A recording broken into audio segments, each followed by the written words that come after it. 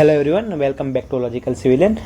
Previous લેક્ચરની અંદર આપણે શું ડિસ્કસ કર્યું હતું કે કઈ રીતે કોમન જે અત્યારે ઇન્ટરવ્યૂ થઈ ગયા છે, એટલે કે GWSSB અને GESનું ઇન્ટરવ્યૂ જે કોમન થઈ ગયું છે એને કઈ રીતે ફેસ કરવું. ઇટ મીન્સ કે તમારે GES માટેની કઈ રીતની સ્ટ્રેટેજી હોવી જોઈએ, GWSSB માટેની કઈ સ્ટ્રેટેજી હોવી જોઈએ એ ડિસ્કસ કરી લીધી હતી. બિકોઝ કે આપણા ઘણા બધા સ્ટુડન્ટ જે અમુક એમાં નવા છે, નવા ના હોય તો પણ કે બધાની મેન્ટાલિટી એવી પહેલાં હું GESની પ્રિપેરેશન કરીશ, પછી GWSSBની કરીશ, તો GWSSB વર્ડ્સ અંદર આવી જવાથી ઘણા લોકોને મેન્ટલી ડિસ્ટર્બ થઈ ગયા હતા. તો એના માટે એક આપણે સ્ટ્રેટેજી વિડીયો બનાવી દીધો હતો.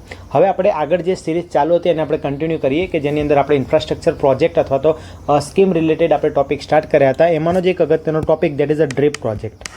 ડ્રીપ પ્રોજેક્ટ જે છે એ અત્યારે ખૂબ જ ચર્ચામાં છે અને ચર્ચામાં હોવો જ જોઈએ, કારણ કે આવા પ્રોજેક્ટ જે છે એ કોઈપણ કન્ટ્રી માટે બહુ અગત્યના હોય છે જ્યારે આપણે વાત કરતા હોય વોટરની.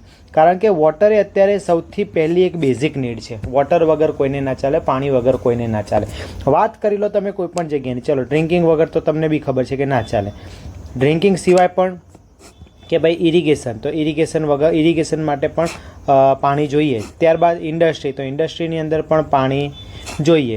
કોઈ પણ જગ્યાએ, ઇવન અત્યારે હાલનો જમાનો જે છે એ AI એન્ડ ડેટા સેન્ટરનો છે, તો AI એન્ડ ડેટા સેન્ટરની કંપનીઓને પણ વોટર જોઈએ છે અને એ પણ સારામાં સારી ક્વોલિટીનું. ઇટ મીન્સ કે વોટરનું કન્ઝપ્શન જે છે એ ખૂબ જ વધારે છે અને એના વગર ચાલે એવું પોસિબલ નથી. હવે તમને બી ખબર છે કે સાહેબ એ તો કે અમને ખબર જ છે કે ભાઈ ચાલે નહીં, તો તમે શું વાત કરી રહ્યા છો, બરાબર?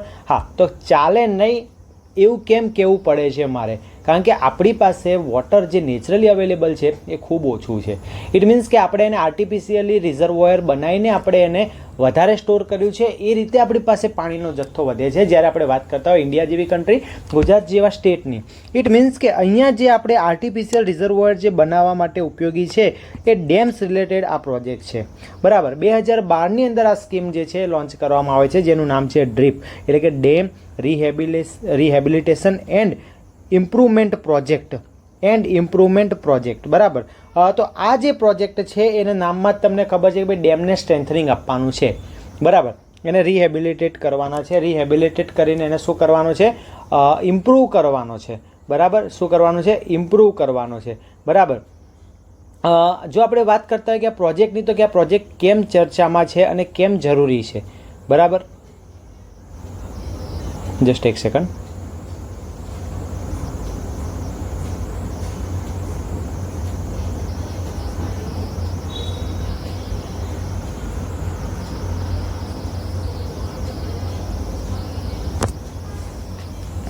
ઓકે, આ પ્રોજેક્ટ કેમ ચર્ચામાં છે? હવે આપણે વાત કરીએ કે ભાઈ અત્યારે વર્લ્ડ વાઇડ જે આપણી પાસે ડેમ છે એની અંદર ઇન્ડિયા જે છે એ 3rd નંબરે છે. Yes, that is a fact કે ઇન્ડિયા જે છે અત્યારે 3rd હાઈએસ્ટ કન્ટ્રી છે ડેમની બાબતે. કે ભાઈ ઇન્ડિયાની અંદર એટલા બધા ડેમ છે કે ઇન્ડિયા અત્યારે 3જા નંબરની કન્ટ્રી છે after China and USA. After China and USA. તો તમે કહેશો કે ભાઈ સર અત્યારે આપણી પાસે કેટલા ડેમ છે? તો યસ, અત્યારે આપણી પાસે જો ડેમની સંખ્યા જોવા જઈએ તો એ ચાઇના એન્ડ USA પછી 3જા નંબરે છે. જો ચાઇનાની અંદર આવેલા ડેમની વાત કરીએ, ટોટલ 24,089 જેટલા ડેમ ચાઇનાની અંદર છે.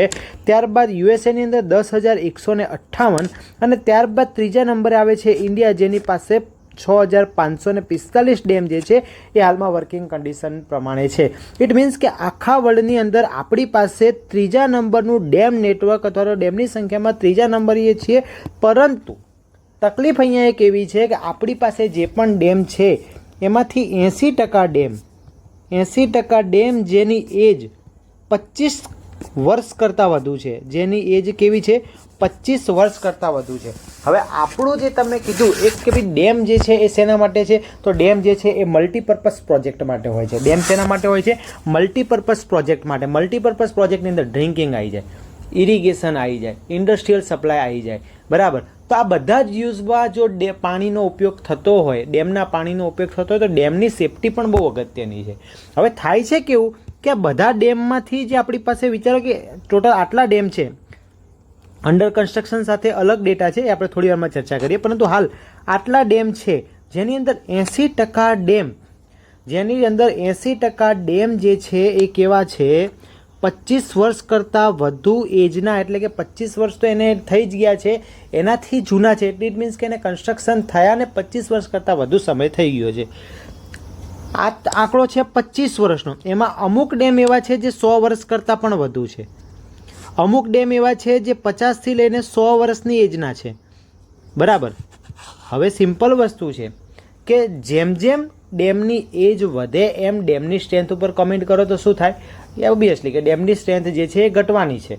આ ડેમની સ્ટ્રેન્થ ઘટે છે, ઇટ મીન્સ કે અહીંયા એક પ્રોબ્લેમ ક્રિએટ થઈ શકે. ભાઈ ડેમ તૂટી શકે અથવા પ્રોપરલી ફંક્શન ના કરી શકે. ઇટ મીન્સ કે અલ્ટિમેટલી ડેમનું ફેલિયર. ડેમના ફેલિયર જનરલી બે પ્રકારે થતા હોય. એક સ્ટ્રક્ચરલ ફેલિયર અને બીજું જે છે એ ફંક્શનલ ફેલિયર. બરાબર. આ બેઝિક વસ્તુ છે. બેઝિક તો તમે મારા કરતાં પણ વધારે સારું જાણતા હો છો, કારણ કે દરેક જગ્યાએ બેઝિક જ તમે ભણ્યા છો. બરાબર. તો structural failure and functional failure એમ બંને પ્રકારના ફેલિયરને આપણે ફેલિયર જ ગણીએ છીએ. હવે કોઈ એમ કહેશે કે સાહેબ ડેમનું ફેલિયર એટલે શું? તો ડેમ તૂટી જવો? ના. ડેમની અંદર આપણે જેટલી કેપેસિટી રાખી હતી એટલી કેપેસિટી આપણે નથી પાણી ભરી શકતા. તે અલ્ટિમેટલી પર્ટિક્યુલર ટાઈમ માટે એ ડેમનું ફેલિયર છે. જ્યારે મારે પાણી છોડવાનું છે ડેમમાં ત્યારે ગેટ ઓપરેટ થતો નથી, તો અલ્ટિમેટલી એ મારા માટે ફેલિયર છે.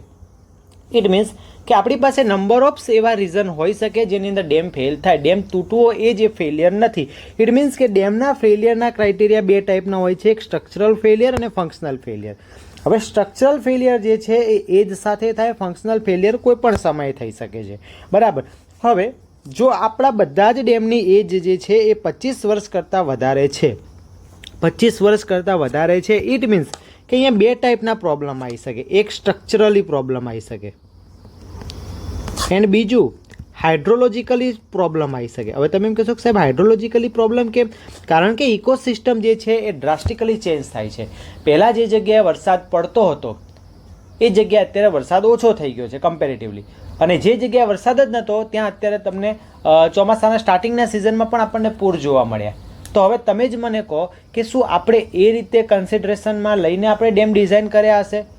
ચલો ઇટ્સ ઓકે કે તમે એ રીતે પણ ડિઝાઇન કર્યા હશે, પણ એટલા એક્સટેન્ટ ઉપર એને તમે લીધા હશે ડેટા કે ભાઈ આ ટાઈપના રેગ્યુલર ફ્લડ આવશે. બરાબર. આપણે જે ફ્લડ ડેટા લઈએ જનરલી કે ભાઈ 50 વર્ષમાં 2 વખત, 50 વર્ષમાં 3 વખત સિવિયર ફ્લડ આવશે, પરંતુ હવે એ ડેલી બેઝિસ પર બની ગયા હોય તો, યરલી બેઝિસ ઉપર બની ગયા હોય તો, ઇટ મીન્સ કે અત્યારના જે ડેમ છે એ જૂના થઈ ગયા છે અને મેઇન કે અત્યારના જે કરંટ સ્ટ્રક્ચરલી ને હાઇડ્રોલોજિકલી જે ડેટા છે એની સાથે મેચ કરી શકતા નથી, એના ડિઝાઇન ક્રાઇટેરિયાને મેચ કરી શકતા નથી. તો આવી પરિસ્થિતિ થાય કે જ્યારે દેશની અંદર, વર્લ્ડની અંદર 3જા નંબરના ડેમની અંદર છીએ સંખ્યા બાબતે, અને એ દેશમાં અત્યારે આ ટાઈપની પ્રોબ્લેમ ચાલે છે, તો આ પ્રોજેક્ટ જે છે મારે ઇમ્પ્લિમેન્ટ કરવો જ પડે. તો શું થાય છે? વાત કરીએ કે ભાઈ ડ્રીપ પ્રોજેક્ટ. તો આ ડ્રીપ પ્રોજેક્ટ એક one type of flagship project છે. પહેલાં તેનું ફૂલ ફોર્મ કે ભાઈ dam rehabilitation and improvement project. Dam rehabilitation and improvement project. બરાબર. આ ડ્રીપ એક એવો પ્રોજેક્ટ છે, ફ્લેગશિપ પ્રોજેક્ટ છે. હવે પ્રોજેક્ટ તમે ઘણી બધી વસ્તુ જોઈ હશે કે ભાઈ પ્રોજેક્ટ તમને કોઈ એમ પણ કહેશે કે આ પ્રોજેક્ટ જે છે એ અમ્બ્રેલા પ્રોજેક્ટ છે. બરાબર. પછી તમને કોઈ એમ કહેશે કે આ પ્રોજેક્ટ જે છે એ ફ્લેગશિપ પ્રોજેક્ટ છે. બરાબર. ઇટ મીન્સ કે અલગ અલગ પ્રોજેક્ટ હોઈ શકે છે.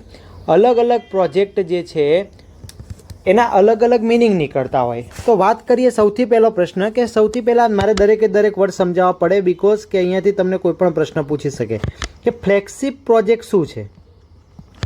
ફ્લેગશિપ પ્રોજેક્ટ શું છે? તો ફ્લેગશિપ પ્રોજેક્ટ એ એવા પ્રોજેક્ટ છે જે કોઈ પણ કન્ટ્રી, કોઈ પણ ઓર્ગેનાઇઝેશન, કોઈ પણ કંપનીની અંદર પણ અમુક ફ્લેગશિપ મેનેજમેન્ટ રૂલ્સ હોય છે. એવી જ રીતે પણ આપણે મેઇન વાત કરીએ કે કોઈ કન્ટ્રી અથવા કોઈ ઓર્ગેનાઇઝેશન એવા પ્રોજેક્ટ બહાર પાડશે કે જે કેવા હશે? Most important. કેવા હશે? Most important. બીજું કેવા હશે? Highly visible. ઇટ મીન્સ કે દરેક લોકો એના વિશે વિચારી શકતા હશે, દરેક લોકો એના પર ચર્ચા કરી શકતા હશે. બરાબર. Heavily funded. Heavily funded. આ એવા પ્રોજેક્ટ છે જે મોસ્ટ ઇમ્પોર્ટન્ટ છે, હાઈલી વિઝિબલ છે, હેવીલી ફંડેડ છે. ઇટ મીન્સ કે આ જે છે એ કોઈપણ કન્ટ્રી માટે કોર પ્રોજેક્ટ છે. કેવા પ્રોજેક્ટ છે? કોર પ્રોજેક્ટ છે. એ જરૂરી નથી કે એ પહેલાંથી જ બને, અચાનક પણ એ વસ્તુની જરૂર પડે. બરાબર. સપોઝ કે અત્યારે એક ફ્લેગશિપ પ્રોજેક્ટ ચાલે છે સેમિકન્ડક્ટર રિલેટેડ. બરાબર. એક પ્રોજેક્ટ ચાલે છે આપણા ડેમ રિલેટેડ. બરાબર. પછી એક પ્રોજેક્ટ ચાલે છે આઈ થિંક ગંગાને ક્લીન કરવાનો પ્રોજેક્ટ. બરાબર. એક્ઝેક્ટનું નામ મને યાદ નથી, પરંતુ ગંગાને ક્લીન કરવાનો જે પ્રોજેક્ટ છે એ પણ એક ફ્લેગશિપ પ્રોજેક્ટ છે. બરાબર. તો આવા નંબર ઓફ પ્રોજેક્ટ જે ગવર્મેન્ટને તાત્કાલિક ધોરણે ઊભા કરવા પડતા હોય છે, જેને એકદમ હાઈલી ઇમ્પોર્ટન્ટ આપી દેવામાં આવે છે. બરાબર. તો એવા પ્રોજેક્ટને આપણે શું કહીએ છીએ? ફ્લેગશિપ પ્રોજેક્ટ કહીએ છીએ. ફ્લેગશિપ પ્રોજેક્ટની અંદર વાત કરીએ તો ગવર્મેન્ટનો અત્યારે હાલ પ્રોજેક્ટ છે dam rehabilitation and improvement project, જે એક આપણો ફ્લેગશિપ પ્રોજેક્ટ છે.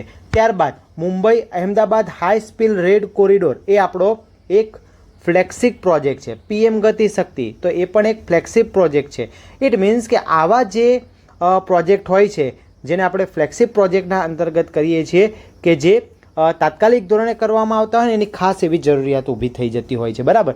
તો dam rehabilitation and improvement project એ પણ એક કેવો પ્રોજેક્ટ છે? ફ્લેગશિપ પ્રોજેક્ટ છે, જે ગવર્મેન્ટ ઓફ ઇન્ડિયા દ્વારા લોન્ચ કરવામાં આવે છે in 2012. Primarily funded by the World Bank, જેનું મુખ્ય ફંડિંગ જે છે કોણ આપવાનું છે? વર્લ્ડ બેંક આપવાનું છે.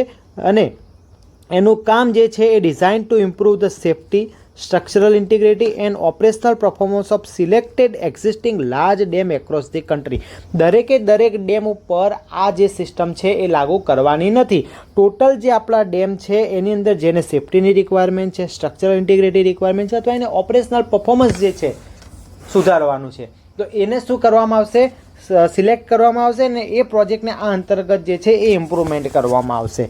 ત્યારબાદ આ જે પ્રોજેક્ટ જે છે એ ઓપરેટિંગ અંડર કોના હશે? CWC એટલે કે central water commission. The program constitute the world's largest dedicated dam rehabilitation efforts. બરાબર.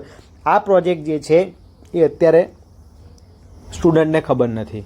બરાબર. કેમ? કારણ કે કોઈએ ભણાવ્યો નથી. બરાબર. ડિપાર્ટમેન્ટની અંદર અત્યારે એક ડેમ સેફટી સર્કલ કરીને એક આખું નવું સર્કલ ચાલુ થયું છે. બરાબર. ઇટ મીન્સ કે અંદરના વ્યક્તિઓને તો ખબર છે કે ભાઈ કે આવો પ્રોજેક્ટ છે.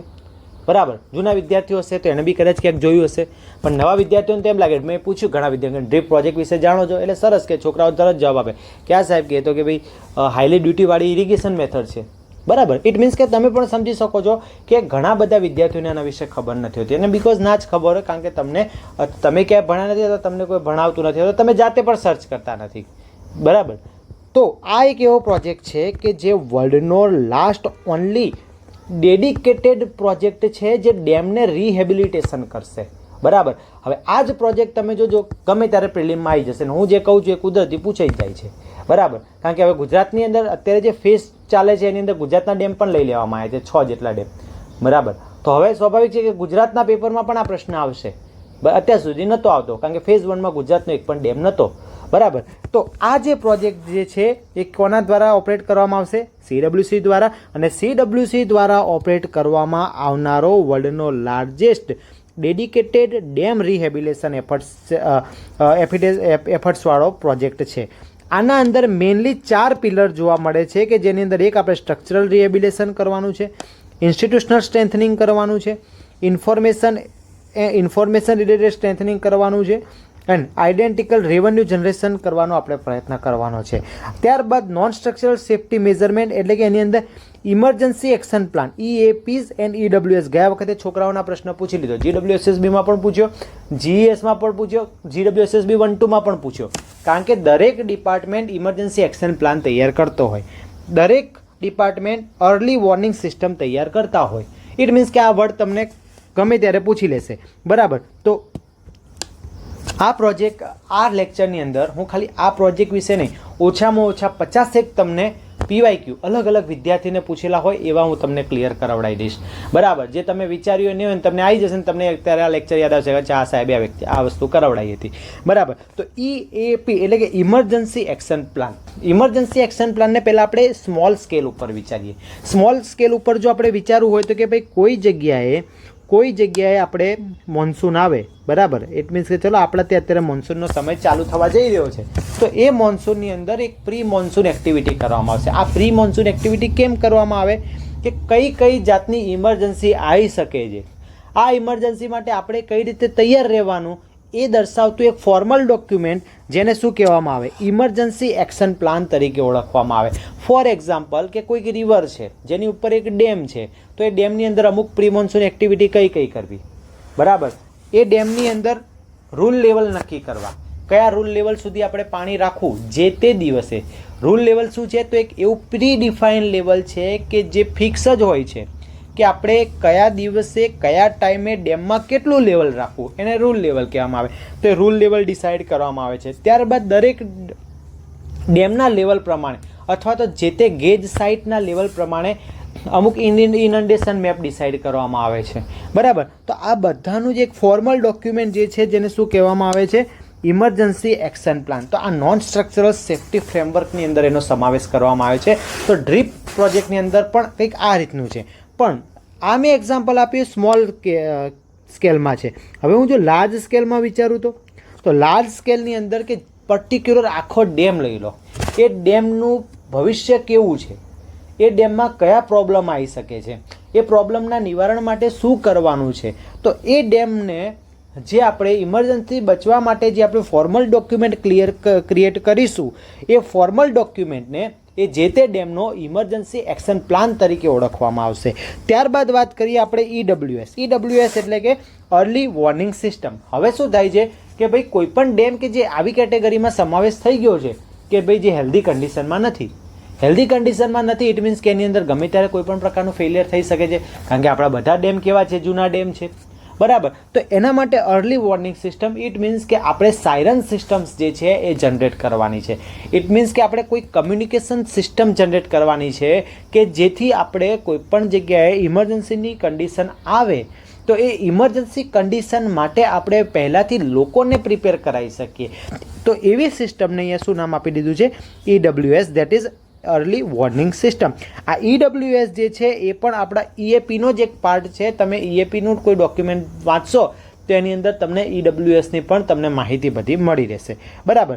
આ જે પ્રોજેક્ટ છે એ જે છે એ uniform safety procedure for dams in India, કે ભાઈ દરેક ડેમને સરખી સેફટી મળવી જોઈએ. કોઈ જૂનો ડેમ છે તો એવું નહીં કે ભાઈ એને અત્યારે પ્રોબ્લેમ્સ છે તો એને ઓછો ભરીશું કે એવું નહીં, એના બધા જ ક્રાઇટેરિયા ફૂલફિલ થાય, એ બધી જ ડિમાન્ડ માટે અવેલેબલ રહે, બરાબર. ઇટ મીન્સ કે આપણું જે એસેટ છે એ એસેટ એ યુનિફોર્મલી અને સ્ટ્રેન્થનિંગ કરવાનું છે. ભલે જૂનું હોય પરંતુ એ બીજા જેટલા ડેમ ચાલવાના છે એટલું આપણો પણ ડેમ જે છે એ ચાલી શકે, બરાબર.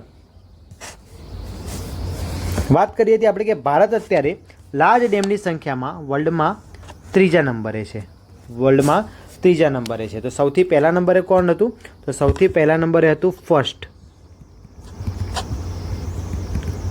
ચાઇના, અને સેકન્ડ જે છે એ કયું હતું, USA. તો ચાઇના એન્ડ USA પછી આપણું ભારત જે છે એ વર્લ્ડની અંદર કયા નંબરે છે, તો વર્લ્ડની અંદર ડેમની સંખ્યામાં, અહીંયા હું જે વાત કરું છું એ ઓનલી લાર્જ ડેમની વાત કરું છું, બરાબર. ચલો હવે તમે બેઝિક દરેક લોકો જાણતા હોવ છો, અને મેં તો ઘણી વખત કીધું છે મારા કરતાં પણ તમે બેઝિક સારું જાણતા હોવ છો.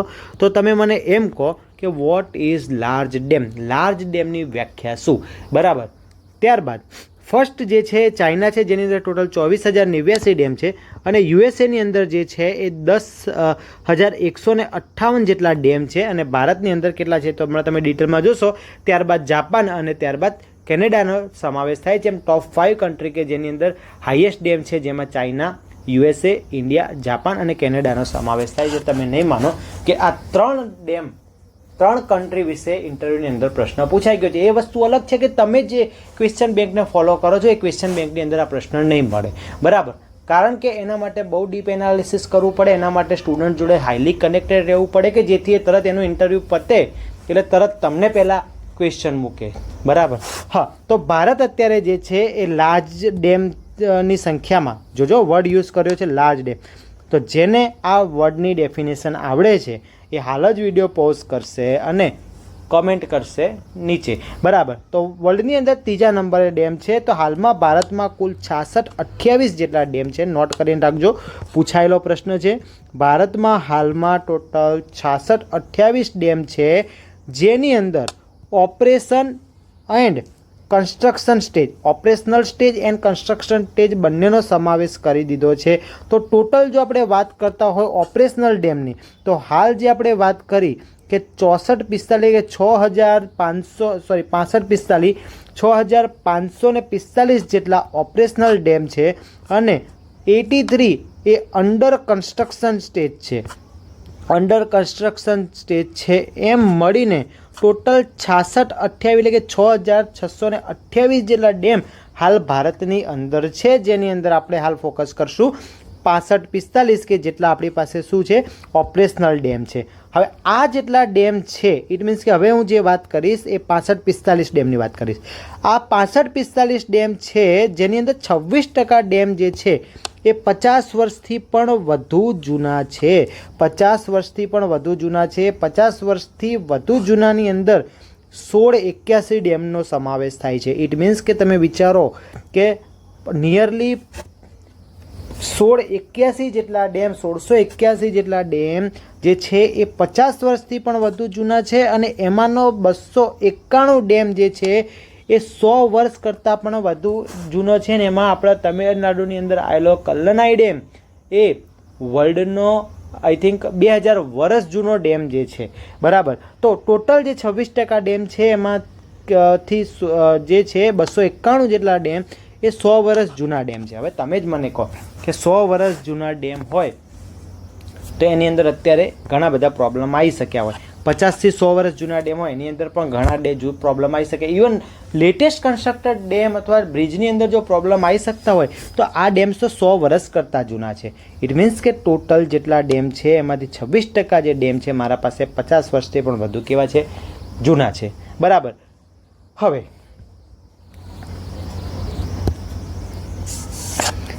26%ને આપણે કેટેગરી પાડી દીધી 50 વર્ષથી વધુ જૂના. 42% જેટલા ડેમ જે છે એ 25 થી 50 વર્ષની કેટેગરીમાં આવે છે. અને મેં તમને એક જનરલાઇઝ વર્ડ કહી દીધો કે નિયરલી 80% ડેમ જે છે એ 25 વર્ષ કરતાં જૂના ડેમ છે. બરાબર. હવે વાત કરીએ આપણે ટોટલ ડેમ. તો ટોટલ ડેમ જે અત્યારે આપણી પાસે 6545 ડેમ હતા જેની અંદર 6448 ડેમ જે છે એ સ્ટેટ ગવર્મેન્ટ દ્વારા ઓન કરવામાં આવે છે. 49 ડેમ જે છે એ સેન્ટ્રલ PSU દ્વારા ઓન કરવામાં આવે છે. 36 ડેમ જે છે એ પ્રાઇવેટ એન્ટિટીઝના અંડરમાં છે અને 12 જેટલા ડેમ જે છે એ સેન્ટ્રલ ગવર્મેન્ટના અંડરમાં છે. આ પ્રશ્ન પણ પૂછેલો છે કે શું બધા જ ડેમ જે છે એ સ્ટેટ ગવર્મેન્ટના અંડરમાં હોય? ના. ટોટલ જે ડેમ છે એમાંથી ઓલમોસ્ટ 98.5% ડેમ જે સ્ટેટ ગવર્મેન્ટ અંડરના છે અને 0.2% ડેમ માત્ર એટલે કે ખાલી 12 ડેમ જે સેન્ટ્રલ ગવર્મેન્ટના અંડરમાં છે. બરાબર. હાલના ડેમની સંખ્યાની અંદર વાત કરીએ તો ઇન્ડિયાની અંદર સૌથી વધારે ડેમ જે છે એ મહારાષ્ટ્રમાં છે. મહારાષ્ટ્રમાં પહેલો નંબર, એમપીનો બીજો નંબર, ગુજરાતનો ત્રીજો નંબર, એમ આવી રીતે ટોપ 3ની અંદર ગુજરાતનો સમાવેશ થાય છે. ઓવરઓલ ટોટલ ડેમમાંથી 80% ડેમ જે છે એ 25 વર્ષ કરતાં પણ વધારે એજના છે. આ ડેમ જૂના હોવાથી અત્યારના structural design criteria and hydrological ક્રાઇટેરિયાને શું કરતા નથી? મેચ કરતા નથી. તો મેઇન આ કારણોસર આ પ્રોજેક્ટ જે છે એ બહાર પાડવાની જરૂર પડી છે. ઇમ્પોર્ટન્ટ. કોઈ પણ સ્કીમ તમે વાંચતા હોય તો એ સ્કીમમાં તમારે એનો ઉદ્દેશ્ય ખબર હોવો જોઈએ. તો ચલો આપણે આન્સર ફ્રેમ કરીએ કે ડેમ રિહેબિલિટેશન એન્ડ ઇમ્પ્રુવમેન્ટેશન પ્રોજેક્ટ એટલે કે ડ્રીપ પ્રોજેક્ટ લાવવાની સરકારને જરૂર કેમ પડે છે? તો કહેવાનું કે સાહેબ ભારતની અંદર નિયરલી 6600 જેટલા ડેમ છે જે પૈકી 80% ડેમ 25 વર્ષ કરતાં વધુ જૂના છે, જેમાં 293 જેટલા ડેમ જે છે એ 100 વર્ષ કરતાં વધુ એજના છે, જ્યારે અંદાજિત 1600 જેટલા ડેમ એ 50 વર્ષ કરતાં વધુ એજ ધરાવે છે.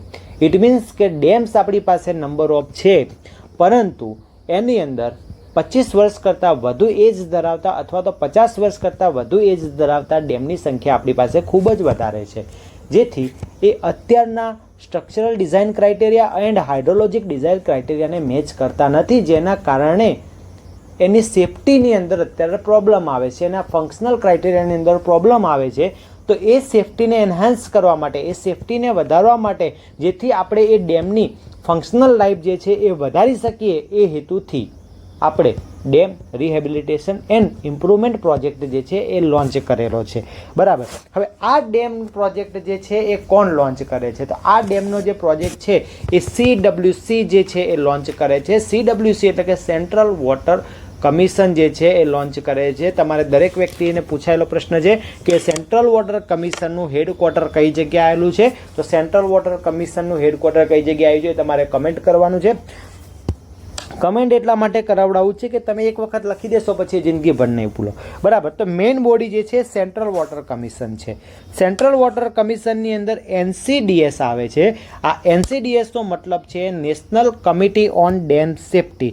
ઓકે, તેનું ફૂલ ફોર્મ તમને લખી આપું છું કે NCDS, જેનો મતલબ છે national committee on dam safety. અને એની બાજુમાં જ એક આપણે બીજું વર્ડ લખેલો છે દેટ ઇઝ NSDA. તો NSDAનો મતલબ થાય છે national committee on dam safety, NSDS, બરાબર. તો national committee on dam safety. આ બધા ફૂલ ફોર્મ પૂછાયેલા છો. તો national committee on dam safety એનું કામ શું છે? તો એ જે છે એ પોલિસી બનાવીને આપશે કે ભાઈ તમારે જે તે ડેમ માટે આટલી કામ કરવાની છે. એ ડેમનું તમે પોલિસી બનાવી દીધી, એને ઇમ્પ્લિમેન્ટ કોણ કરાવશે? NCDS. એને ઇમ્પ્લિમેન્ટ કોણ કરાવશે? NCDS. NCDS શું છે? તો national committee on dam safety. આ વાતથી આપણે સેન્ટ્રલ લેવલની કમિટીની, બરાબર. આ વાતથી આપણી સેન્ટ્રલ લેવલની કમિટી. સિમિલરલી સ્ટેટ લેવલની પણ આપણે કમિટી હશે. હવે સ્ટેટ લેવલે પણ નો ડાઉટ મેઇન કોણ હશે? ઓથોરિટી. એ CWC ને જ બધું આપવાનું હશે. તો સ્ટેટ લેવલે જે સૌથી પહેલી પિક્ચરમાં આવતી એજન્સી જે છે એ છે આપણી SCDS. SCDSનો મતલબ શું થાય છે? SCDSનો મતલબ જે છે એ થાય છે, અહીંયા એક આપણે ભૂલ કરી, અહીંયા NCDA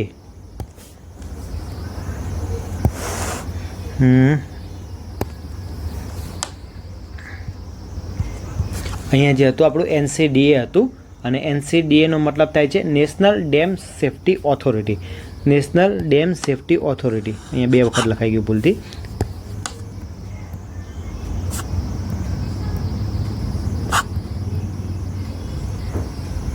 બરાબર. તો NCDS જે છે એ શું કરશે? પોલિસી બનાવશે. NCDA જે છે એને ઇમ્પ્લિમેન્ટ કરાવશે. સિમિલરલી આપણે વાત કરીએ સ્ટેટ લેવલની કમિટીની. તો સ્ટેટ લેવલે આવશે સૌથી પહેલાં SCDS. તો SCDSનો મતલબ થાય છે state level committee on dam safety. State level committee on dam safety. ત્યારબાદ આવે છે SDSO. તો સ્ટેટ ડેમ સેફ્ટી ઓર્ગેનાઇઝેશન. અહીંયા તમારું પોસ્ટિંગ પણ થઈ શકે છે. સ્ટેટ ડેમ સેફ્ટી ઓર્ગેનાઇઝેશન, બરાબર. તો આ રીતે એક ફ્રેમવર્ક બનાવવામાં આવ્યું છે કે ભાઈ નેશનલ લેવલે બે સંસ્થા હશે, એક NCDS હશે અને બીજી જે છે એ NCDA હશે, બરાબર. NCDS અને NCDA. તો NCDS જે છે એ કોઈ પોલિસી બનાવશે જેને ઇમ્પ્લિમેન્ટ કરવાનું કામ કોનું છે? NSDAનું. સિમિલરલી એ NCDS જે કામ આપે, પોલિસી બનાવે છે, આપે છે કોને? SCDS ને. ઇટ મીન્સ કે અહીંયા જે પોલિસી હોલ્ડર છે કોણ છે? પોલિસી હોલ્ડર જે છે એ SCDS બની જાય છે. ઇટ મીન્સ કે state committee on dam safety. એનું કામ શું છે? એ પોલિસી જે છે એને રેગ્યુલેટ કરશે અને કામ કોના જોડે કરાવશે? SDSO જોડે. એટલે અહીંયા સ્ટેટ લેવલની ઇમ્પ્લિમેન્ટેશન કમિટી કોણ છે? SDSO એટલે કે સ્ટેટ ડેમ સેફ્ટી ઓર્ગેનાઇઝેશન, બરાબર. તો NSDA જે છે એ શું કરશે? NSDA ઉપર બધાના વર્ક ઉપર ધ્યાન રાખશે. SCDS એ SDSOના વર્ક પર ધ્યાન રાખશે. તો આવી સિસ્ટમથી શું થાય છે? ડેમ ઓનર સેન્ટ્રલ સાથે કનેક્ટેડ રહેશે. ડેમ ઓનર જે છે એ સેન્ટ્રલ સાથે કનેક્ટેડ રહેશે. અલ્ટિમેટલી CWC જોડે એ લોકો કનેક્ટેડ રહેશે. આ પ્રોજેક્ટ જે છે એ 2012માં CWC દ્વારા લોન્ચ કરવામાં આવ્યો હતો under under Ministry of Water Resources, River Development and Ganga Rejuvenation with assistance of world bank. બરાબર, વર્લ્ડ બેંકના સહભાગીથી આ પ્રોજેક્ટ જે છે એ શું કરવામાં આવ્યો છે? લોન્ચ કરવામાં આવ્યો છે. આ પ્રોજેક્ટ શું કરવામાં આવ્યો છે? લોન્ચ કરવામાં આવ્યો છે. બરાબર. હવે લાર્જ ડેમ અહીંયા જે છે કન્સિડર કરવાના છે. તો જેટલા પણ ડેમ્સ છે, હા કેટલા ડેમ છે બધું જો આપણે વાત નથી કરી કે ટોટલ ડેમમાંથી કેટલાને આપણે ડ્રીપ પ્રોજેક્ટની અંદર સમાવેશ કર્યો છે, આપણે હમણાં ડિસ્કસ કરીએ. તો અહીંયા જે વાત કરીએ આપણે લાર્જ ડેમની, તો ટોટલ લાર્જ ડેમ જે છે એને આપણે કોને કઈ રીતે ડિફાઇન કરશું? 15 મીટરથી મોટી હાઇટવાળા ડેમ છે એને આપણે લાર્જ ડેમ કહીશું. બરાબર. 10 થી 15 મીટરની હાઇટવાળા ડેમને પણ લાર્જ ડેમ કહેવો હોય તો કહી શકાય, પરંતુ એના ક્રાઇટેરિયા થોડા અલગ છે. જે પાર્ટ છે બેઝિકનો જે તમે જોઈ લેજો. પરંતુ આની અંદર 15 મીટરથી મોટા હાઇટવાળા ડેમને કન્સિડર કરવામાં આવ્યા છે અને અમુક ડેમ 10 થી 15 મીટર હાઇટવાળા પણ કન્સિડર કરવામાં આવે છે કે જે ડેફિનેશન પ્રમાણે લાર્જ ડેમના ક્રાઇટેરિયામાં આવી શકતા હોવા જોઈએ. બરાબર. મહારાષ્ટ્ર પાસે અત્યારે એપ્રોક્સિમેટ 2400 જેટલા ડેમ છે, એમપી જોડે 906 ડેમ છે અને ગુજરાત 802 ડેમ સાથે ત્રીજા નંબરે છે મોસ્ટ આઈએમપી. મહારાષ્ટ્રની અંદર સૌથી વધારે ડેમ છે, આ પ્રશ્ન પૂછાઈ ગયો છે.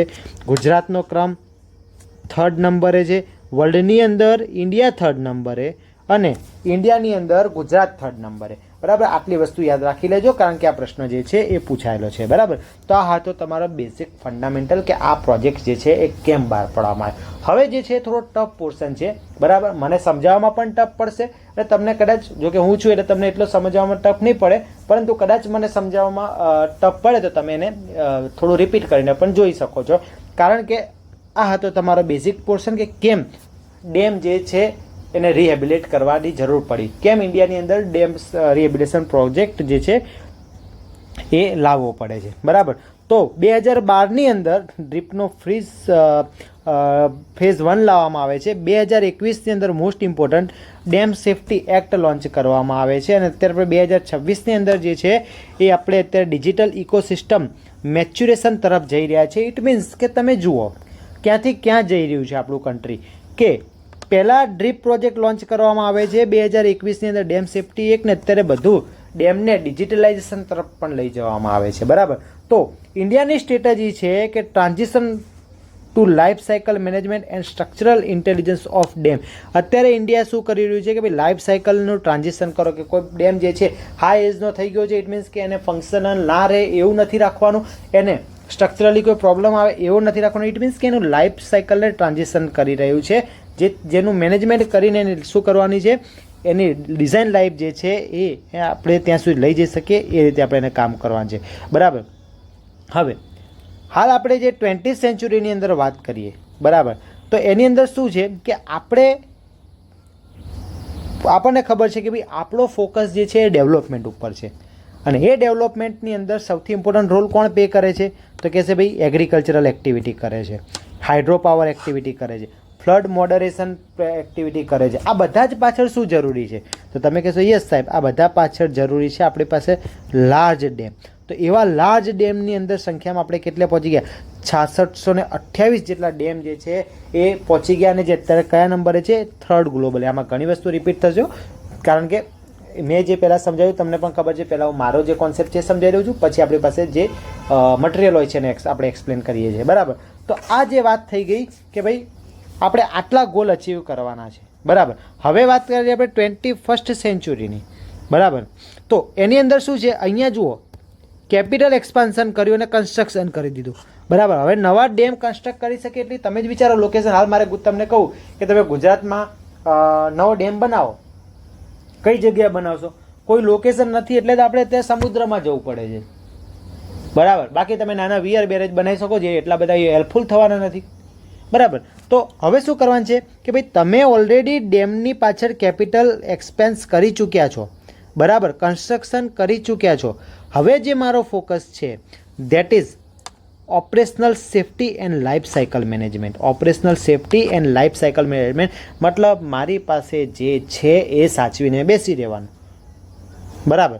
મેઇન જે પ્રોબ્લેમ છે એ અત્યારે એજનો છે. તો conforming એજનિંગ infrastructure, સેડિમેન્ટેશન and climate variability. મેં કીધું એ પ્રમાણે કે જૂના ડેમ જે છે એ અત્યારના શેમાં પ્રોબ્લેમ આવે છે?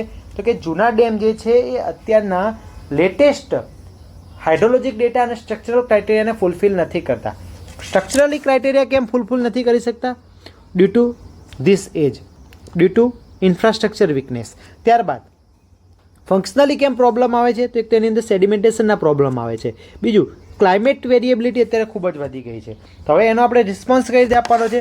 અ કોમ્પ્રિહેન્સિવ ઇન્ટરવેન્શન કોમ્બાઇનિંગ સ્ટ્રક્ચરલ રિપેર, જોજો વર્ડ સમજો, structural repair, institutional reform and risk based digital monitoring. It means કે આ જે નવા ફેઝિસ છે ડ્રીપ પ્રોજેક્ટના, જેની અંદર એક સ્ટ્રક્ચરલ રિપેર પર ફોકસ કરવામાં આવશે, એક ઇન્સ્ટિટ્યુશનલ રિફોર્મ કરવા પર ફોકસ કરવામાં આવશે અને બીજું રિસ્ક બેઝડ ડિજિટલ મોનિટરિંગ કરવામાં આવશે. બરાબર. તો સ્કેલ ઓફ ડેમ પોર્ટફોલિયો, હવે જેટલા આપણે ઓલરેડી આપણે ડિસ્કસ કરી ચૂક્યા છીએ, પરંતુ રિપીટ થશે તો તમને પ્રોબ્લેમ નથી, સારું એવું યાદ રહેશે. તો થર્ડ રેન્ક છે ગ્લોબલી. ટોટલ 66-28 ડેમ છે જેની ક્ષમતા ગ્રોસ વોટર સ્ટોરેજ ક્ષમતા 300 બિલિયન ક્યુબિક મીટર જેટલી છે. વાત કરતા હોય જ્યારે આપણે કોની, આપણી પાસે જે હયાત ડેમ છે એની સ્ટોરેજ કેપેસિટી તો 330 billion cubic meter gross water storage capacity છે, જે સિક્યોરિટી આપે છે આપણને ફૂડ, એનર્જી એન્ડ વોટર સામે. ફૂડ, એનર્જી અને વોટરના ક્ષેત્રમાં આપણને સિક્યોરિટી આપે છે. ઇટ મીન્સ કે સમજો કે આનો કેટલો ઇમ્પોર્ટન્ટ રોલ છે. બરાબર. કેટલો ઇમ્પોર્ટન્ટ રોલ છે કે આપણને બધી જ રીતે સેફટી મળી રહે છે. ફૂડ, બરાબર, કોઈ પણ વસ્તુનું ડેવલપમેન્ટ, એગ્રીકલ્ચરલ ડેવલપમેન્ટ જે ફૂડ સાથે ડાયરેક્ટલી કનેક્ટેડ છે તો એના માટે પાણી જોઈએ. એનર્જી, તો એમાં પણ હવે પાણી જોઈએ. વોટર, તો ડાયરેક્ટલી એના બેનિફિટ છે. બરાબર.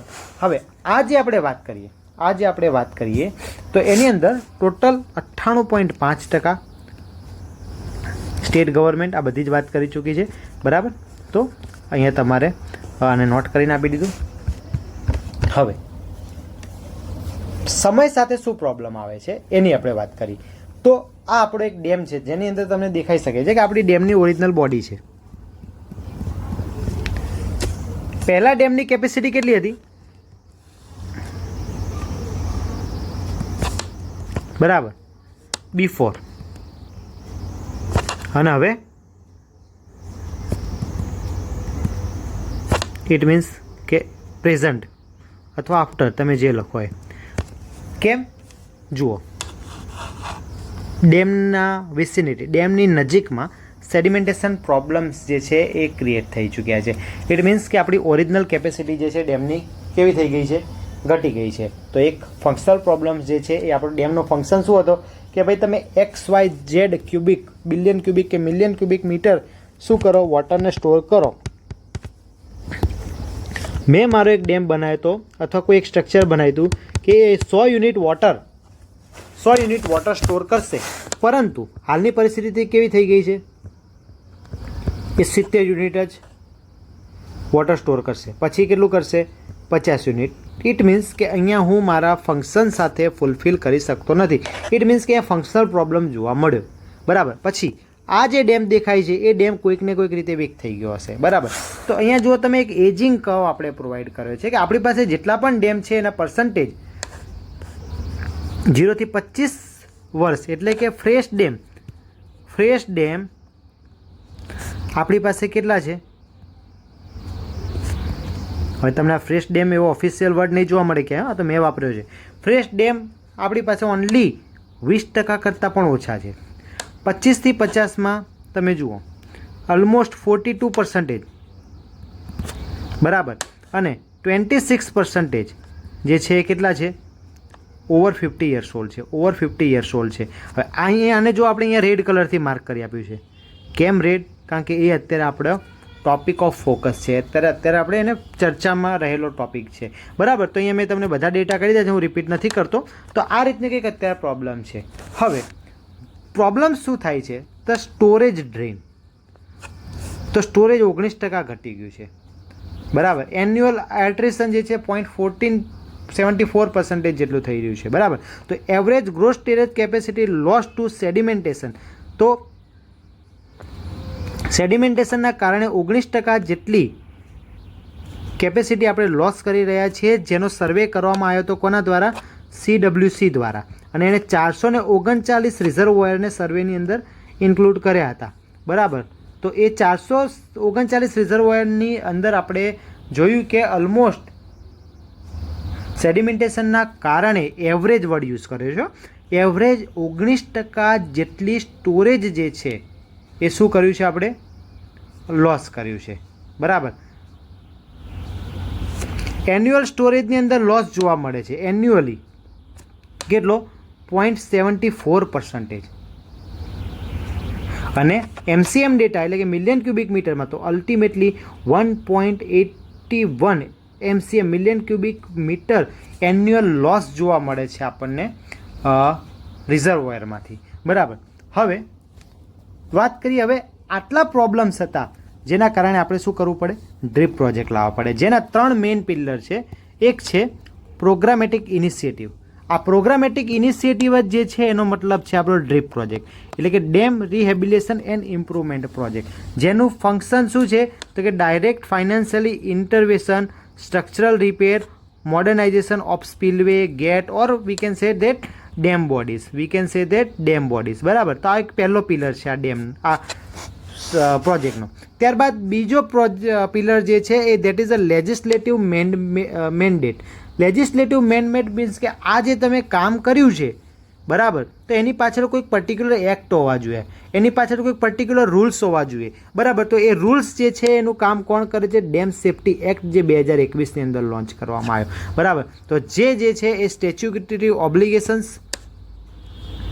Institutional governance and mandatory surveillance ફ્રેમવર્કનું કામ કરશે.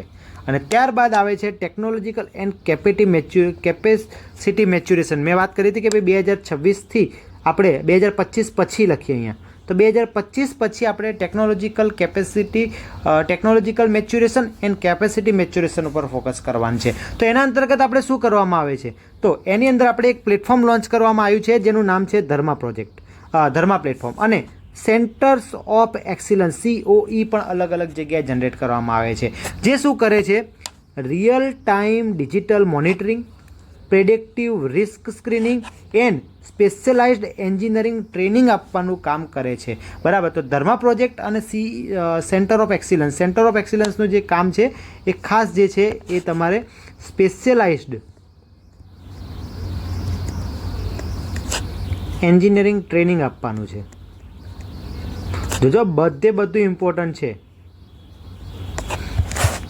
અને ક્લાસ 1ની ઇન્ટરવ્યૂ આપો છો, ક્લાસ 2નું ઇન્ટરવ્યૂ આપો છો, ઇટ મીન્સ કે આવા પ્રશ્નો જે છે તમને અહીંયા બની શકે છે. તો સૌથી પહેલું વાત કરીએ આપણે ડ્રીપ પ્રોજેક્ટની. ચલો, ડ્રીપ પ્રોજેક્ટ જે છે એની અંદર તમને હું કહી દઉં કે ટોટલ જે ફંડિંગ છે, તો ડ્રીપ પ્રોજેક્ટનો અત્યારે બીજો ને ત્રીજો ફેઝ ચાલે છે. બરાબર.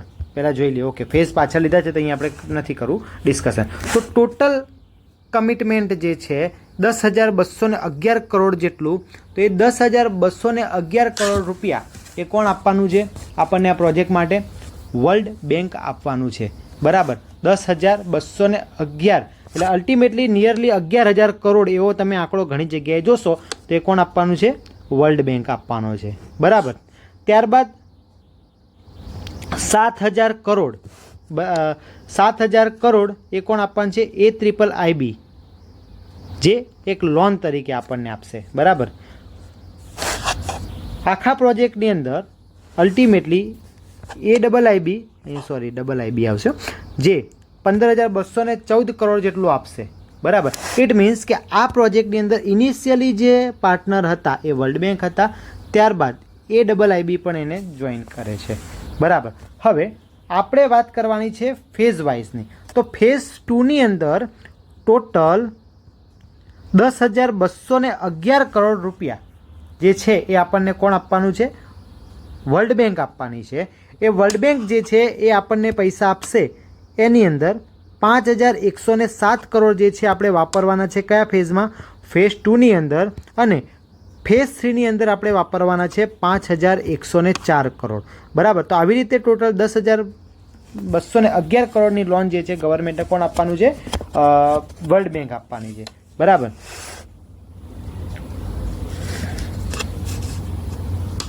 હવે ટોટલ આપણો ટાર્ગેટ ટોટલ 736 ડેમનો ટાર્ગેટ છે, બરાબર. જેમાં કેટલા સ્ટેટ?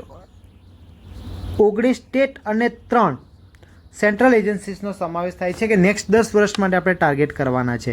ટોટલ કેટલા ડેમ? 736 ડેમ, બરાબર. કરંટ પ્રોગ્રેસ કેટલો છે? તો કે ભાઈ માર્ચ 2025 સુધી 2225 કરોડ આપણે સ્પેન્ડ કરી દીધા છે. 2225 કરોડ સ્પેન્ડ કરી દીધા છે, બરાબર. જેની અંદર 191 પ્રોજેક્ટનું સ્ક્રીનિંગ ચાલ થઈ ગયું છે અને 43 ડેમ જે છે એ કમ્પ્લીટેડ થઈ ગયા છે. 43 ડેમ જે છે એ કમ્પ્લીટ થઈ ચૂક્યા છે. ડ્રીપનું ઇવોલ્યુશન, તો એને આપણે 3 ફેઝમાં કામ કરવાનું છે કે ભાઈ લોન્ચ કરી હતી 2012ની અંદર. 2012થી લઈને 2021 જે છે સુધીમાં આપણો કયો ફેઝ ચાલે છે? તો કે ભાઈ ફેઝ 1 ચાલે છે, બરાબર. તો 2012થી લઈને 21ની અંદર કયો ચાલે છે? ફેઝ 1 ચાલે છે, જેની અંદર 223 ડેમ 7 રાજ્યોના લેવામાં આવ્યા હતા અને ટોટલી ફંડિંગ પાર્ટનર એ વખતે કોણ હતું? વર્લ્ડ બેંક હતું, બરાબર. એની અંદર શું શું કરવામાં આવ્યું? તો કે ભાઈ ડેમના રિહેબિલિટેશનના કામ કરવામાં આવ્યા, EAPs જનરેટ કરવામાં આવ્યા, ધર્મા લોન્ચ કરી દેવામાં આવ્યું, બરાબર. અને ટોટલ 144 ડેમ જે છે એ અહીંયા એના વર્ક જે છે એ એવોર્ડ કરી દેવામાં આવ્યા. ત્યારબાદ 22 જે છે 2021થી લઈને 2031ની અંદર આપણો ફેઝ 2 સ્ટાર્ટ થાય છે, બરાબર. 2021થી લઈને 31ની અંદર ફેઝ 2 લોન્ચ થાય છે, જે 10 યરનો પીરિયડ છે અને બંનેની અંદર ઓવરલેપિંગ એલાઉ કરવામાં આવ્યું છે, બરાબર. ઇટ મીન્સ કે 2021થી લઈને 6 વર્ષ સુધી ફેઝ 2 ચાલશે, બરાબર. આમાંથી જ 6 વર્ષ સુધી ફેઝ 3 ચાલશે, બરાબર. એટલે કે ઇટ મીન્સ તમે એમ કહેશો કે સાહેબ અહીંયા તો 10 વર્ષ છે, અહીંયા 10 વર્ષ ઉપર 12 વર્ષ થઈ ગયા, તો એની અંદર ઓવરલેપિંગ લેવામાં આવ્યું છે, બરાબર. ઓવરલેપિંગ લેવામાં આવ્યું છે. ઇટ મીન્સ કે જો હું વાત કરું 21થી લઈને તો 21, 22, 23,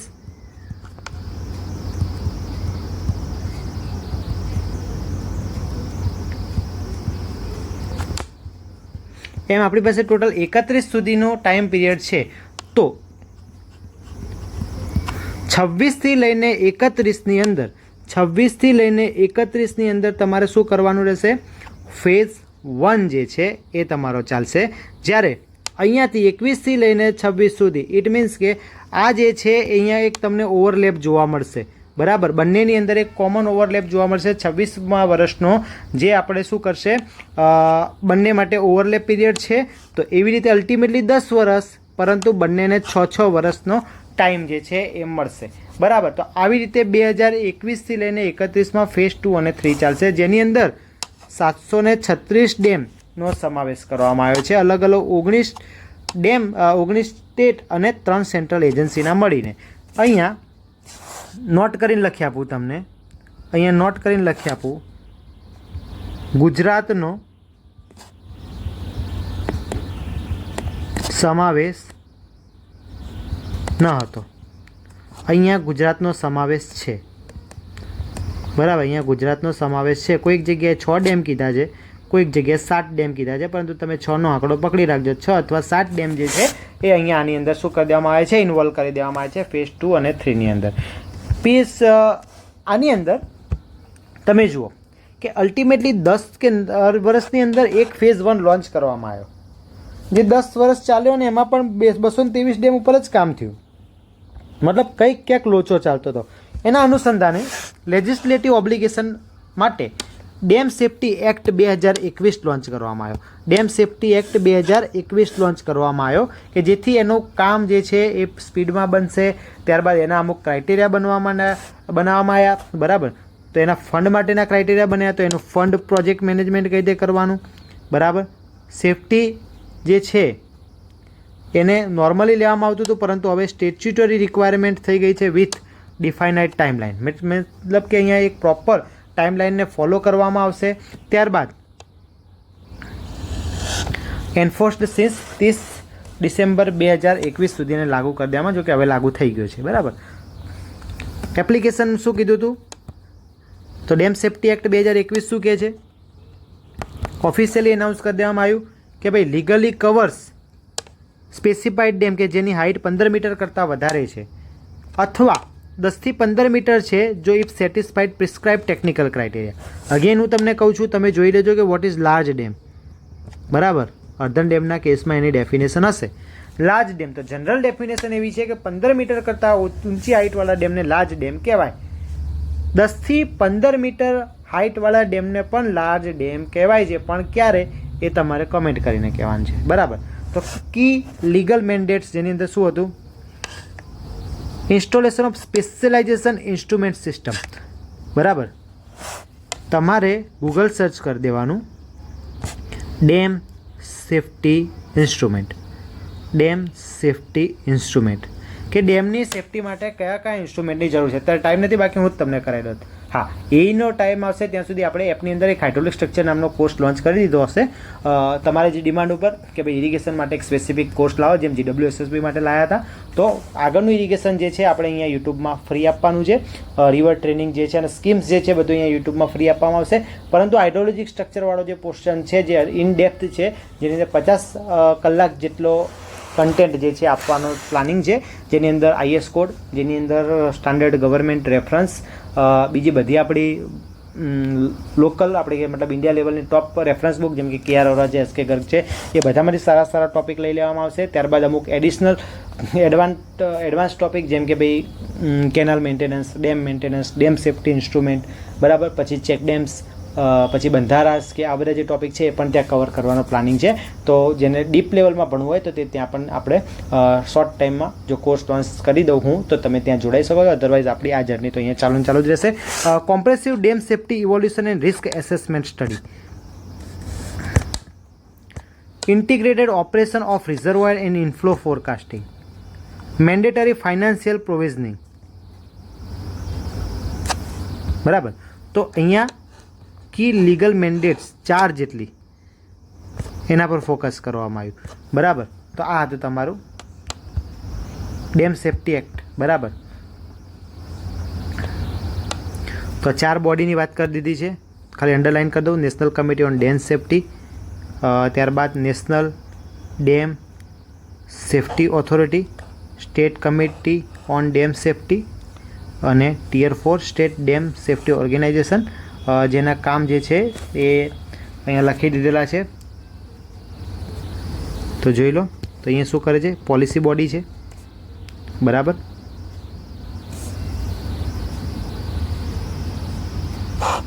તો અલગ અલગ મીટિંગ કરીને એ શું કરશે? આગળનું કામ જે છે કઈ રીતે કરવું, એની પોલિસી શું છે એ બધા આગળના લોકોને આપશે. બરાબર, તો ટોટલ 11 મિટિંગ ફેબ્રુઆરી 2022 સુધી કરવામાં આવી હતી. તો એ ડેટા મળી ગયો છે, અહીંયા મેન્શન કરી દીધેલો છે.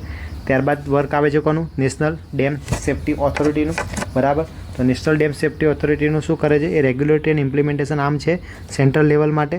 બરાબર, જેનું કામ શું છે કે ભાઈ NCDSએ જે પણ પોલિસી આપી છે, બરાબર, એ પોલિસીને એપ્લાય કરવાનો અને જે પણ પ્રોબ્લેમ્સ આવે છે એને રિઝોલ્વ કરવાના રિલેટેડ ટુ ડેમ સેફ્ટી. બરાબર, અથવા તો ઇન્ટરસ્ટેટ પ્રોબ્લેમ, કારણ કે કોઈપણ જગ્યાએ ડેમ જે છે એ કોઈ પણ 2 રિવરનો પાર્ટ હોય, કોઈ પણ રિવરનો પાર્ટ હોઈ શકે છે ને રિવર કોઈ 2 સ્ટેટની પાર્ટ હોઈ શકે છે.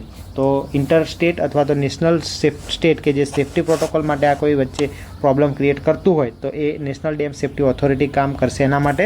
ત્યારબાદ હવે વર્કિંગ જે છે એ આવશે role state committee on dam safety, જે સ્ટેટ લેવલની સ્ટેટ લેવલે પોલિસીને મેન્ટેન કરશે. બરાબર, તો જે સ્ટેટ લેવલે જે હાઇડ્રોલોજિક સ્ટડીનું અને બધા કામ છે એ અહીંયા સ્ટેટ કમિટી કરશે. ત્યારબાદ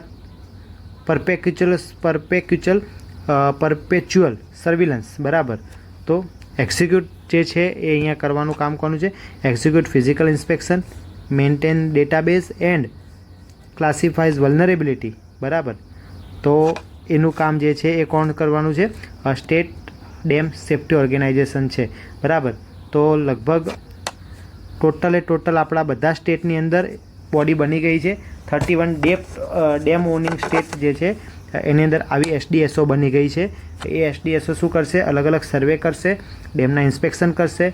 ત્યારબાદ એને કેટલી મેન્ટેનન્સની જરૂર છે એના ડેટાના આધારે એ કઈ કેટેગરીમાં વલ્નરેબિલિટીના ક્લાસિફિકેશન પાડશે અને એના પરથી નક્કી થશે કે શું આ ડેમને ડ્રીપના અંડરમાં લેવો કે ના લેવો.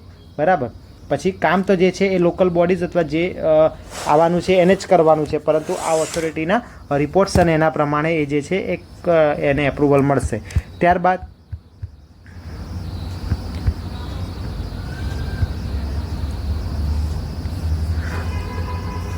હવે આ જે આખો પ્રોજેક્ટ છે એની અંદર પહેલાં શું થશે? એસ્ટાબ્લિશ ઇન્ફ્રાસ્ટ્રક્ચર સ્ટેજ 1, પછી સર્વિલન્સ ફેઝ, ત્યારબાદ એનાલિટિક ફેઝ અને ત્યારબાદ પ્રિપેર્ડનેસ ફેઝ. ચલો, એસ્ટાબ્લિશ ઇન્ફ્રાસ્ટ્રક્ચર એનો મતલબ શું છે કે જે આપણો ડેડિકેટેડ ડેમ સેફ્ટી યુનિટ છે, એક જગ્યાએ આપણે ડેમ સેફ્ટી યુનિટ બનાવવાનો, એ જે છે એ ડેમના રિસર્ચ માટે હાઇડ્રોમેટ્રોલોજીકલ અથવા તો સિસ્મોલોજીકલ ઇન્સ્ટ્રુમેન્ટ જે છે એ શું કરશે? ત્યાં લગાવશે. એવા ઇન્ફ્રાસ્ટ્રક્ચર જે છે એ ક્રિએટ કરશે. બીજા નંબર સર્વિલન્સ ફેઝ,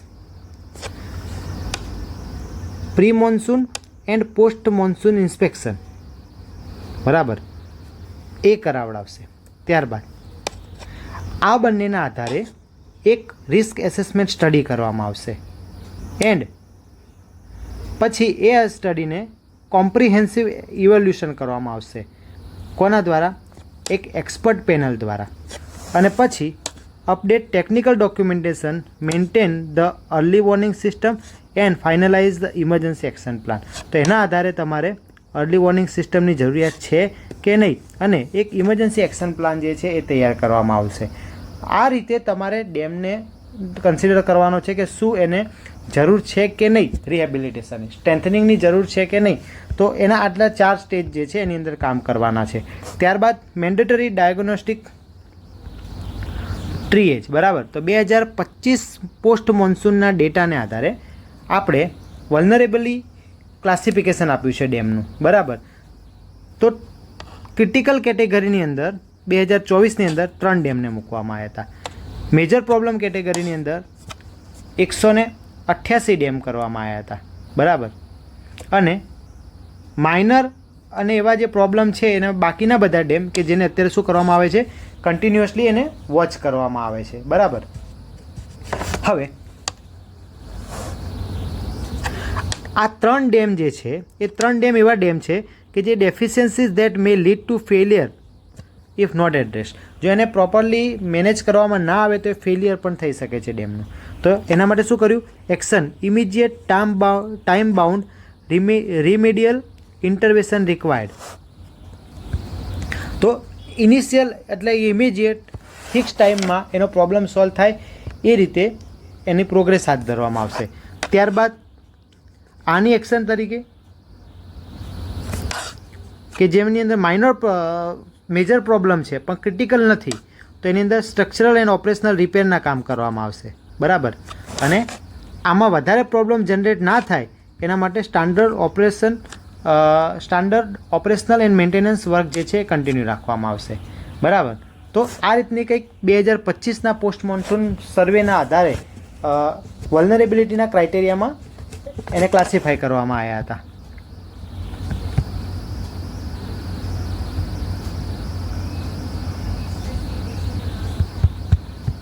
ચાલો, પિલર નંબર 3 ટેકનોલોજીકલ મેચ્યુરેશન, જેની અંદર એક પ્લેટફોર્મ લોન્ચ કરવામાં આવ્યું હતું જેનું નામ છે ધર્મા પ્લેટફોર્મ. આ ધર્મા પ્લેટફોર્મનું ફૂલ ફોર્મ શું છે? Dam health and rehabilitation monitoring application. Dam health and rehabilitation monitoring application. હવે બહુ જ ઇમ્પોર્ટન્ટ રોલ આવે છે જ્યારે આ વસ્તુ લોન્ચ કરી દેવામાં આવી ત્યારે. તો આ જે ધર્મા પોર્ટલ છે, પહેલાં તો એનું ફૂલ ફોર્મ યાદ રાખી લો, કારણ કે આ સીધું પૂછી લેશે. કારણ કે તમે જે ડિપાર્ટમેન્ટમાં જવાના છો એ ડિપાર્ટમેન્ટમાં શું નવું ચાલી રહ્યું છે એ તમને ખબર હોવી જોઈએ, બરાબર. તો હાલ જે આ વર્ડ છે એ યાદ રાખો કે ધર્મા પ્લેટફોર્મ, બરાબર. તો આ ધર્મા પ્લેટફોર્મનું મેઇન કામ શું છે? તો centralised national repository. It means કે it act as a unified database. Okay, કે જે પણ ડેમ છે એની અંદર, તો આપણા ભારતની અંદર જેટલા પણ ડેમ છે એ બધા ડેમ આની અંદર પહેલાં તો રજિસ્ટર્ડ હોવા જોઈએ, બરાબર. એ ડેમની કમ્પલસરી ટ્રેકિંગ કરવામાં આવશે અને એના બધા જ ડેટા અહીંયા શું કરવામાં આવશે? મેન્શન કરવામાં આવશે. તો અહીંયા 100% રજિસ્ટ્રેશન થઈ ગયું છે ડેમનું. 28 ડેમ કે જે બની રહ્યા છે અને અમુક બની ગયા છે એ બધાનું રજિસ્ટ્રેશન અહીંયા થઈ ગયું છે. એ રજિસ્ટ્રેશન જે થઈ ગયું છે એના પરથી શું શું કરવામાં આવે છે? એક, ટ્રેક કરવામાં આવશે.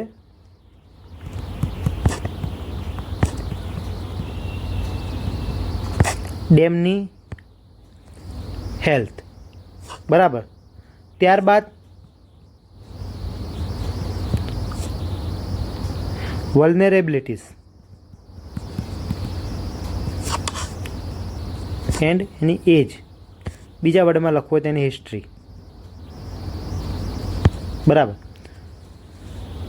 હવે આ જે ડેટા છે એ ડેટા ડ્રીપ પ્રોજેક્ટ માટે ખૂબ જ ઇમ્પોર્ટન્ટ બનશે. કેમ? અલ્ટિમેટલી આ ધર્મા પ્લેટફોર્મ જે છે એ RRS એટલે કે રેપિડ રિસ્ક સ્ક્રીનિંગ પ્લેટફોર્મ છે. યાદ રાખજો, RRS એટલે કે રેપિડ રિસ્ક સ્ક્રીનિંગ, બરાબર. ઇટ મીન્સ કે રિસ્ક જે છે આઈડેન્ટિફાઈ કરવામાં ખૂબ જ હેલ્પફુલ થશે.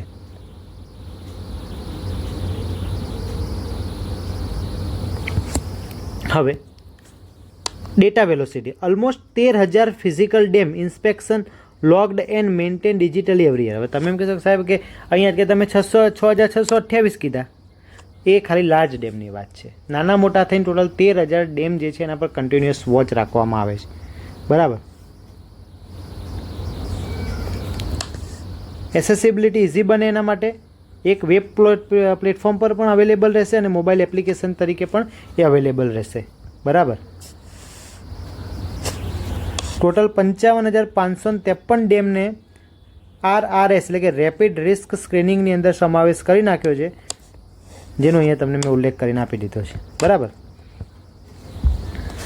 હવે આ જે છે એની અંદર મેં કીધું હતું એ પ્રમાણે કે ટેકનોલોજીકલ મેચ્યુરેશનની અંદર એક ધર્મા પ્લેટફોર્મ અને બીજું તમારી પાસે સેન્ટર ઓફ એક્સલન્સ, જેની અંદર કોનો સમાવેશ થાય છે? એક IIT રૂરકી, બરાબર. IIT રૂરકી જે કામ કરે છે એ seismic hazard mapping and reservoir સેડિમેન્ટેશન ઉપર કામ કરે છે, બરાબર. તો અહીંયા એ લોકોએ લોન્ચ કરી નાખ્યો છે કે હવે તમે એમટેક કરી શકો છો ડેમ સેફ્ટી ઉપર પણ, બરાબર. એમટેક કરી શકો છો ડેમ સેફ્ટી પર, જે 2021-22માં લોન્ચ કરવામાં એના સિવાય એના પહેલાં એ ન હતું. ત્યારબાદ IISc બેંગ્લોર જે રિસ્ક મેનેજમેન્ટનું અથવા રિસ્ક એસેસમેન્ટનું કામ કરશે.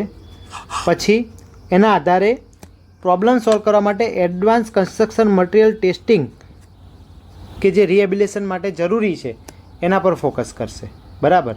તો એમણે પણ એક એમટેક પ્રોગ્રામ લોન્ચ કરી દીધો છે ડેમ સેફ્ટી ઉપર.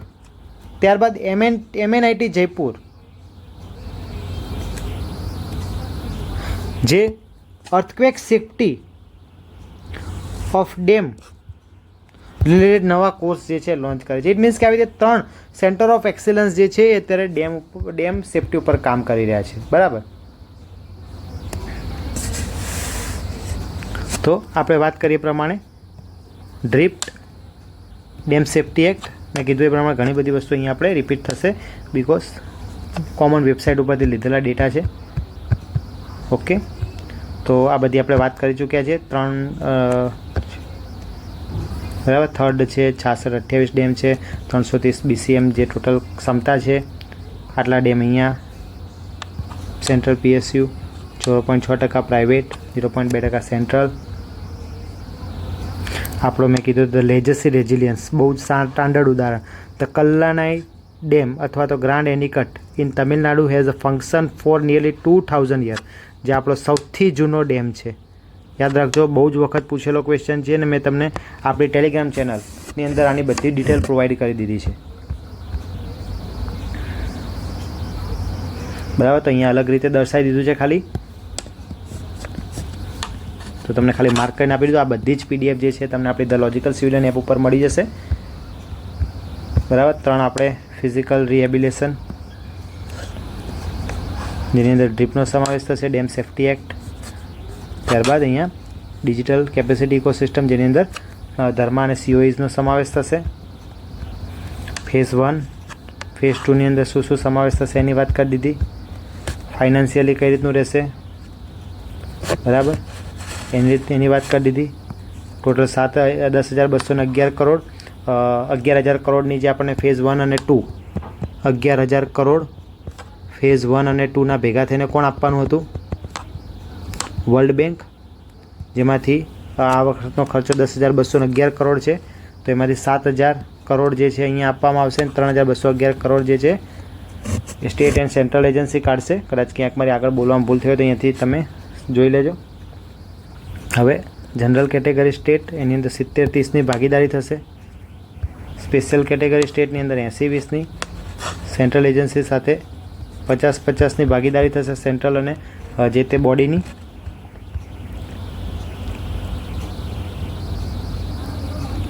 ફેઝ 2 અને 3ની અંદર જે ટોટલ ડેમ ભેગા કર્યા છે આપણે, એની અંદર સૌથી વધારે ડેમ 189 ડેમ સાથે રાજસ્થાનનો સમાવેશ થાય છે. 167 મહારાષ્ટ્રના ડેમ છે, 41 ઝારખંડ અને કર્ણાટકના ડેમ છે, 39 ડેમ યુપીના અને તમિલનાડુ વોટર રિસોર્સિસ ડિપાર્ટમેન્ટના 37 ડેમ છે, બરાબર. પછી એક્સપેન્ડિચર જે છે એ 2025 સુધીનું જેને આપી દીધું છે, એના બેઝ ઉપર આપણે બધું નથી યાદ રાખવું, પણ ગુજરાત વોટર રિસોર્સિસ ડિપાર્ટમેન્ટે 229.39 કરોડ જે 350 કરોડનું એલોકેશન હતું તેમાંથી વાપરી કાઢ્યા છે.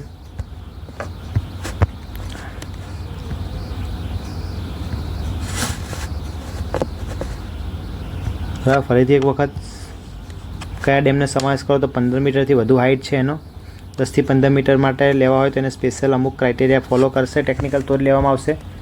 આ તમને SDSO, SCDS, NSDS અને NCDSની વાત કરી લીધી. એમના શું રોલ છે સાઈડ ઉપર લખીને આપી દીધેલા છે. વલ્નરેબિલિટી કેટેગરી, કેટેગરી 1, કેટેગરી 2 અને કેટેગરી 3, બરાબર. એની અંદર કેટલા ડેમ છે એ બધાની વસ્તુઓનો આપણે હમણાં ઉલ્લેખ કરી દીધો છે. ત્યારબાદ ઓકે, અર્લી વોર્નિંગ સિસ્ટમ તો જોઈ લો, જેની અંદર શેનો સમાવેશ થાય છે? સાયરન સિસ્ટમ અને એનો સમાવેશ થાય છે. ધર્મા પ્લેટફોર્મનું પણ કહી દીધું. રિસ્ક સ્ક્રીનિંગ, એના આધારે 55-53 જેટલા ડેમનું સ્ક્રીનિંગ થઈ ચૂક્યું છે ધર્મા પ્લેટફોર્મ દ્વારા. IIT રૂરકી, IISc બેંગ્લોર અને MNIT જયપુર જે છે સેન્ટર ઓફ એક્સલન્સ તરીકે કામ કરી રહ્યા છે અત્યારે.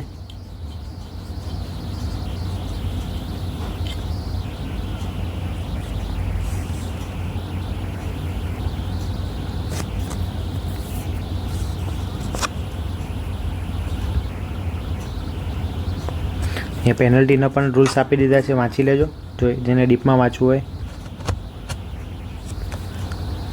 ઓવરઓલ જે ગોલ છે ધ ફ્યુચર વોટર સિક્યોરિટીનો છે, જેના માટે આ બધી વસ્તુ કરવામાં આવે છે. તો અલ્ટિમેટલી 10,211 કરોડનો ખર્ચ ફેઝ 2 અને 3માં મળીને કરવાનો છે, બરાબર. લોનું કામ ડેમ સેફ્ટી એક્ટ 2021 કરશે અને ડેટાનું કામ ધર્મા પ્લેટફોર્મ કરશે.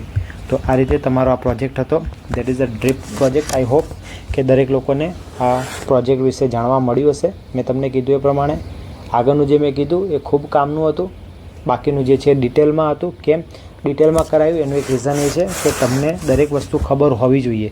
ક્લાસ 1-2 અથવા 80-85 હજાર કે લાખ કે 1.5 લાખ પગારવાળી પોસ્ટ માટે એ લોકો ગમે તે પૂછી શકે. એ લોકોની એવી જ એક્સપેક્ટેશન છે કે આને નહીં આવડે, પણ મારી એવી પ્રયાસ છે કે એ લોકોની જેવી એક્સપેક્ટેશન છે કે તમને નહીં આવડે એ તમને ડેફિનેટલી આવડવું જોઈએ.